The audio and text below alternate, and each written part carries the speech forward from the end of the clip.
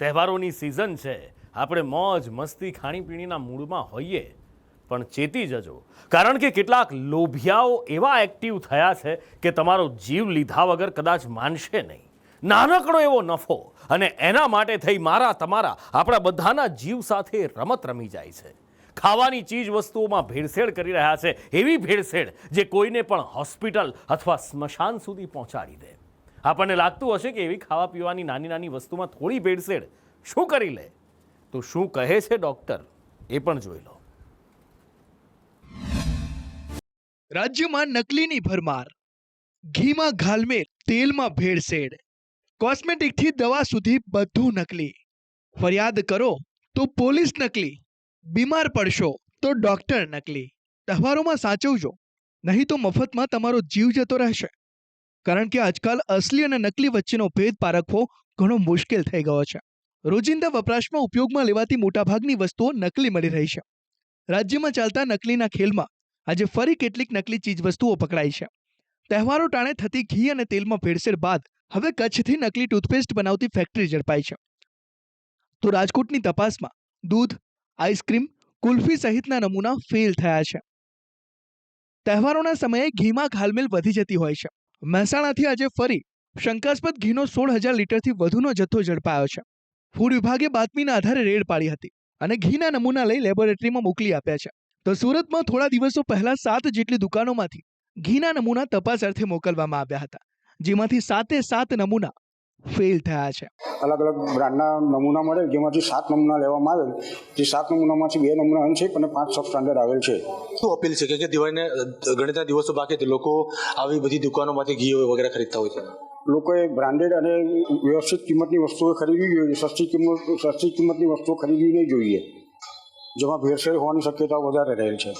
અને જો કોઈ જનતા ત્યાં જતું હોય અને કોઈ શંકાસ્પદ જણે તો કોઈ પણ જનતાને એવી શંકા લાગે તો ફૂડ વિભાગની ટીમનો સંપર્ક કરવો, જેથી આગળની કાર્યવાહી કરી શકાય. ધ્યાન રાખજો, આવું નકલી ઘી ખાવું બીમારીઓને આમંત્રણ આપવા જેવું છે. નકલી ઘીથી હૃદયરોગ, ઊંચું બ્લડ પ્રેશર, લીવરને નુકસાન થતું હોય છે. આવા નકલી ઘીથી ગર્ભપાતનું જોખમ પણ વધી જાય છે. જ્યારે મગજમાં સોજા આવવા, પેટમાં ગડબડ, અપચો અને એસિડિટીની સમસ્યા વધી શકે છે. તેમજ કોલેસ્ટ્રોલમાં વધારો થાય છે. તો બજારમાં ખાલી નકલી ઘી મળે છે એવું નથી, તેલમાં પણ મોટા પ્રમાણમાં ભેળસેળ થતું હોવાનું સામે આવ્યું છે. ભાવનગરના અમીપરા વિસ્તારની એક ઓઇલ ડેપોમાંથી શંકાસ્પદ તેલનો જથ્થો ઝડપાયો છે. ફૂડ વિભાગે આ ગોડાઉનમાંથી 50થી વધુ તેલના ડબ્બા જપ્ત કર્યા છે. સુરત શહેર તો નકલીનું હબ બની ગયું છે, જ્યાંથી હવે મહિલાઓ માટે એક ચિંતાજનક સમાચાર સામે આવ્યા છે. સુરતના કેટલાક લેભાગુ તત્વો નકલી કોસ્મેટિક ચીજવસ્તુઓ બનાવતા હતા. સુરતની એલસીબીની ટીમે પુણાની રંગ અવધૂત સોસાયટીમાં દરોડા પાડી ફેશિયલ, ક્રીમ અને શેમ્પૂ સહિતની ડુપ્લિકેટ ચીજવસ્તુઓ બનાવતી ફેક્ટરી ઝડપી પાડી હતી. આ તો કંઈ નહીં, આ લેભાગુઓએ તો દવામાં વપરાતી એક ક્રીમ પણ નકલી બનાવી દીધી. જેઓ આ ચીજવસ્તુઓનું ઓનલાઈન વેચાણ કરતા હતા. एक डुप्लीकेट क्रीम, शैम्पू और फेशियल क्रीम और बाकी जो अपने कॉस्मेटिक प्रोडक्ट्स हैं, इसको डुप्लीकेट चीज़ वस्तु बना के मार्केट में ऑनलाइन प्लेटफॉर्म जैसे फ्लिपकार्ट, अमेजोन, मीशो जैसे इत्यादि जैसे प्लेटफॉर्म्स पे स्टिकर और लेबल लगा के उनको बेचने का कार्यक्रम ये कर रहे थे. જો તમે ડેરી પ્રોડક્ટ્સ વાપરો છો તો પણ તમારે સાવધાન રહેવાની જરૂર છે, કારણ કે રાજકોટ આરોગ્ય વિભાગે થોડા દિવસો પહેલા ડેરીમાંથી એકઠા કરાયેલા દૂધ, આઈસ્ક્રીમ, કુલ્ફી સહિતના નમૂના લીધા હતા, જે ફેલ થયા છે. તો રાજ્યમાં વેચાતા પનીર પર થોડા દિવસો પહેલા મીઠાઈ અને ફરસાણ એસોસિએશનના ચેરમેને એક કાર્યક્રમમાં ચોંકાવનારું નિવેદન આપ્યું હતું. ચેરમેન કિશોર શેઠે કહ્યું હતું કે 92% પનીર નકલી હોય છે. અને હાઈએસ્ટ જે કંઈ ભેળસેળ થાય છે એ ઘી અને પનીર. ત્યારે ગુજરાતનું ફક્ત 7% જ એવું છે કે શુદ્ધ પનીર બને છે અને 92% પનીર આપણે નકલી ખાઈએ છીએ. ખેર, રાજ્યમાં ચાલતો આ નકલીનો ખેલ અહીં પૂરો નથી થતો. રાજ્યમાં નકલી ચીજવસ્તુઓ સાથે નકલી ડોક્ટરોનો પણ રાફડો ફાટ્યો છે. વડોદરાના ડભોઈમાં મંગળવારના રોજ એક ડોક્ટરે 2 બાળકોને દવામાં સિરપ આપી હતી.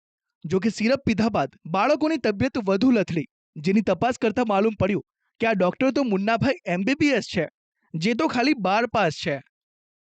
સિદ્ધપુર ગામ અને ધરમપુરી ગામમાં એક અશ્વિનભાઈ કરીને ડૉક્ટર તરીકે છેલ્લા ઘણા સમયથી ફરજ લોકોની કરતા હતા, સેવા કરતા હતા.